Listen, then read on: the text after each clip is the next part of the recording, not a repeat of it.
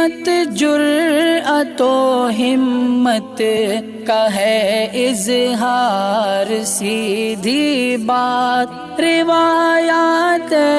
صحافت کا علم بردار، سیدھی بات۔ ناظرین گرامی السلام علیکم ورحمۃ اللہ وبرکاتہ۔ سیدھی بات کے تازہ ترین پرائم ٹائم میں آپ لوگوں کا استقبال ہے۔ ناظرین گرامی،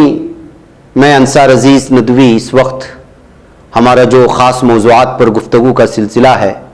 اسی ایک سلسلے کی کڑی کے طور پر ایک اور اہم ترین موضوع پر گفتگو کروں گا، اور وہ ہے ملک میں جو ہیٹ سپیچز ہوتے ہیں، نفرت کے جو بیانات اور بھاشن بازیاں ہوتی ہیں، اور اس پر سپریم کورٹ کا جو تبصرہ ہے، ملک کی دکھتی نفس پر جو ہاتھ رکھا ہے، لیکن اس کے باوجود سب سے زیادہ ہیٹ اسپیچ سے کس کو فائدہ ہو رہا ہے۔ ناظرین گرامی، اس کی تفصیلات میں جاؤں گا، لیکن آپ سے وہی درخواست کر لیتا ہوں، ہمیشہ کی طرح کی ادارے کو ضرور مضبوط کریں اور اس طرح کے لنکس کو لوگوں تک پہنچا کر کے معلومات میں اضافہ کرنے کی کوشش کریں۔ ناظرین گرامی، دی وائر کے حوالے سے پری پلب چکرورتی کی شکریہ کے ساتھ میں اس تفصیلات آپ لوگوں کے سامنے رکھوں گا کہ سپریم کورٹ نے گزشتہ ہفتے بدھ کو ملک میں ہیٹ اسپیچ کے روز افزوں مسئلے کے سلسلے میں دو بڑے سوال پوچھے۔ پہلا ہے کہ اس کی وجہ سے ملک کدھر جا رہا ہے، اور دوسرا ہے کہ مرکز اس پر لگام لگانے اور اس کو روکنے کی فکر کرنے کے بجائے خاموش تماشائی بن کر ہاتھ پر ہاتھ دھرے کیوں بیٹھا ہے۔ جسٹس کے ایم جوسف اور رشیکیش رائے کی رکنیت والے بینچ نے مرکز کو اس بات کے لیے بھی تنقید کا نشانہ بنایا کہ وہ ہیٹ اسپیچ کو چھوٹی بات سمجھ رہا ہے اور لا کمیشن کی 2017 کی رپورٹ کے سلسلے میں کوئی قدم نہیں اٹھا رہا جس میں ہیٹ اسپیچ کی تعریف کے معیارات تجویز کیے گئے۔ عدالت نے اسے 2 ہفتوں میں ہیٹ اسپیچ سے نمٹنے میں اب تک کی گئی کارروائیوں کی رپورٹ پیش کرنے کو بھی کہا گیا۔ اس کے ساتھ ہی اس نے یہ بھی کہا کہ جب تک وہ ہیٹ اسپیچ کے حوالے سے ایک مؤثر قانونی فریم ورک نہیں بنا لیتا، اس کی تعریف طے کرنے کے لیے رہنما اصول وضع کر سکتا ہے۔ ساتھ ہی انہوں نے یہ بھی محسوس کیا کہ سب سے زیادہ ہیٹ اسپیچ میڈیا اور سوشل میڈیا پر دی جا رہی ہے، اور اس سلسلے میں ان دونوں میڈیم کے اینکروں کی سرزنش کرتے ہوئے نیشنل براڈ کاسٹنگ ایسوسی ایشن کی وضاحت کو ماننے سے انکار کر دیا ہے کہ اس کے لیے سزا کا اہتمام ہے، اور کہا کہ اس کا کوئی مطلب نہیں کیونکہ یہ مسئلہ تو پھر بھی برقرار ہے۔ یہاں یہ بات خوش آئند ہے کہ عدالت نے ہیٹ اسپیچ کے بہانے ملک کی دکھتی نفس پر ہاتھ رکھا ہے اور اس دکھ کو دور کرنے میں مرکزی حکومت کی کاہلی کے سلسلے میں اسے کیفیت طلب کی ہے۔ اس کے ساتھ ہی انہوں نے اس فکر میں بھی حصہ لیا کہ اس کی وجہ سے ملک کہاں جا رہا ہے، لیکن جہاں تک اس سوال کا تعلق ہے کہ مرکز کیوں خاموش تماشائی بن کر بیٹھا ہے، مرکز اسے اس سوال کا جو بھی جواب دے، پوچھنے والے کو بھی پتا ہے اور ملک کو بھی، کہ ایسا صرف اس لیے ہے کہ مرکزی حکومت اور اسے چلانے والی پارٹی ہی ہیٹ اسپیچ کا سب سے زیادہ فائدہ اٹھاتی ہے۔ عدالت کا یہ مشاہدہ کہ سیاسی جماعتیں ہیٹ اسپیچ سے سرمایہ بناتی ہیں اور ان کے پلیٹ فارم بن چکے جو ٹی وی چینلوں کے اینکر اپنی ذمہ داری نہیں سمجھتے، سب سے زیادہ اس پارٹی پر ہی لاگو ہوتا ہے، کیونکہ یہ کھلی حقیقت ہے کہ اس جماعت کے رہنما اور حامی ہی سب سے زیادہ ہیٹ اسپیچ دیتے آ رہے ہیں۔ تکمیلی تلبینہ، طاقت، صحت اور شفا کے لیے سنت اور طب نبوی کا بہترین نسخہ۔ اپنی طاقت و صحت کو بڑھانے اور ہمیشہ باقی رکھنے کے لیے ہر روز صبح ناشتے میں خود بھی استعمال کریں اور اپنے گھر والوں کو بھی استعمال کرائیں۔ اسی طرح آپ اپنے علاقے میں تکمیلی تلبینہ کا بزنس کر کے ہر مہینے 15 سے 25 ہزار روپے تک آسانی سے کما سکتے ہیں۔ مزید جانکاری حاصل کرنے کے لیے ابھی کال کریں 9890963757۔ تکمیلی food products private limited, Malegaon, India. حتیٰ کہ اس کی حکومتیں چلانے والے لیڈر بھی اس سے گریز نہیں کرتے اور نہ ہی اس سے ان کو کوئی تکلیف ہوتی ہے۔ ملک کی سب سے بڑی اقلیتی برادری کے قتل عام کے لیے، اس کے خلاف ہتھیار اٹھانے کے لیے وہ نام نہاد مذہبی لیڈروں کی اپیل کے تئیں بھی انتہائی حد تک روادار ہی بنے رہتے ہیں۔ یہی وجہ ہے کہ نوپور شرما جیسے 1-2 معاملات کو چھوڑ کر یہ پارٹی نہ تو اپنے لوگوں کو ہیٹ اسپیچ سے روکتی ہے اور نہ ہی ہیٹ اسپیچ کرنے والوں کے خلاف کوئی کارروائی کرتی ہے۔ نوپور شرما کے خلاف کارروائی بھی اس نے بین الاقوامی دباؤ میں دفاع کا کوئی راستہ نہ رہ جانے پر بڑی ہچکچاہٹ سے کی ہے۔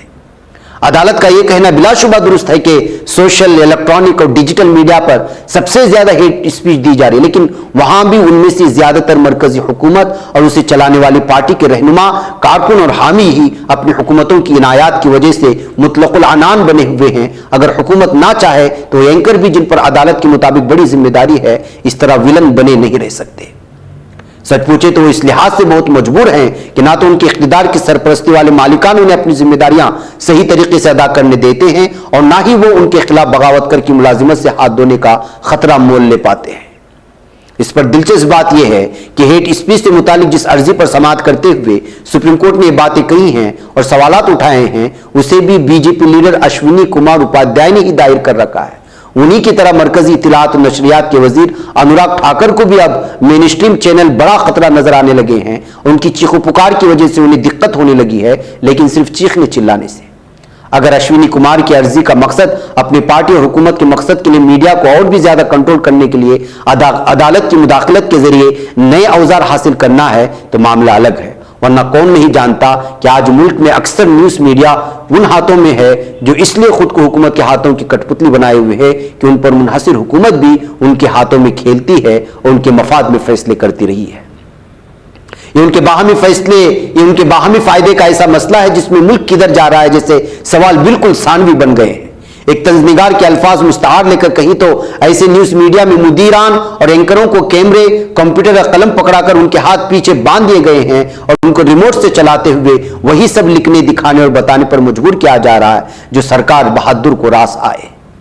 ऐसे में जब ये कहा जाता है कि एंकर अपनी जिम्मेदारी को नहीं समझ रहे हैं, तो यह भी देखना चाहिए कि मरकज की मोदी हुकूमत की गुज़श्ता 8 सालों के दौरान अपना फर्ज निभा रही सहाफत को किस तरह से कुचला गया है। ऐसी सहाफत करने वाले सहाफियों को न सिर्फ जबरदस्ती कार्रवाई करके जेल भेज दिया गया, बल्कि IT सेल को पीछे लगाकर भी उनके रास्ते में मुश्किलात पैदा करने की कोशिश भी की गई। इसके बावजूद सुप्रीम कोर्ट समझती है कि एंकरों के खिलाफ कार्रवाई करके हेट स्पीच के मसले को हल किया जा सकता है, तो उसे यह भी समझने की जरूरत है कि कोई भी मसला हल करने के लिए जड़ों पर हमले का मुतालबा करता है। अगर इस तकाबुल को गैर मुंतकी न समझा जाए, और इस मामले में अक्सर एडिटर्स और एंकर्स की हालत इलेक्शन कमीशन जैसी है जिसने गुज़श्ता दिनों हेट स्पीच के खिलाफ कार्रवाई से दस्तबरदार होते हुए सुप्रीम कोर्ट में दिए गए हलफनामे में उसी तरह का गेंद मरकज के कोर्ट में डाल दिया था। उसका कहना था कि वो हेट स्पीच देने वाले उम्मीदवारों पर उस वक्त तक पाबंदी नहीं लगा सकता जब तक कि मरकज हेट स्पीच की तारीफ तय नहीं करता और उसे ऐसी कार्रवाई का मुनासिब कानूनी हक नहीं देता। अभी तक उसके पास हेट स्पीच में मुलवस जमातों को डी रजिस्टर करने का इख्तियार भी नहीं है। कमीशन के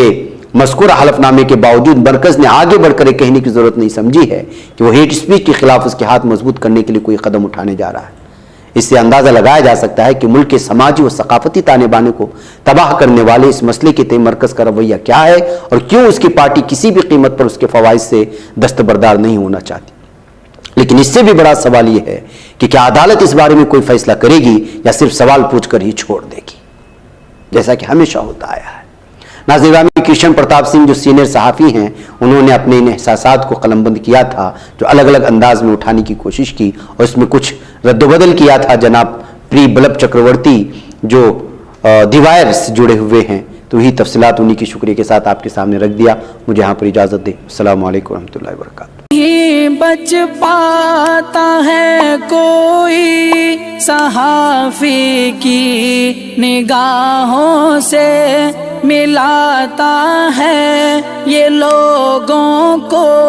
मोहब्बत की पनाहों से। करम और दर्द मंदी का है एक संसार सीधी बात, अजीमत जुर्अतो हिम्मत का है इजहार सीधी बात, अजीमत जुर्अतो हिम्मत का है इजहार सीधी बात। ये चैनल हक निगर बनकर कुचल देता है फितनों को।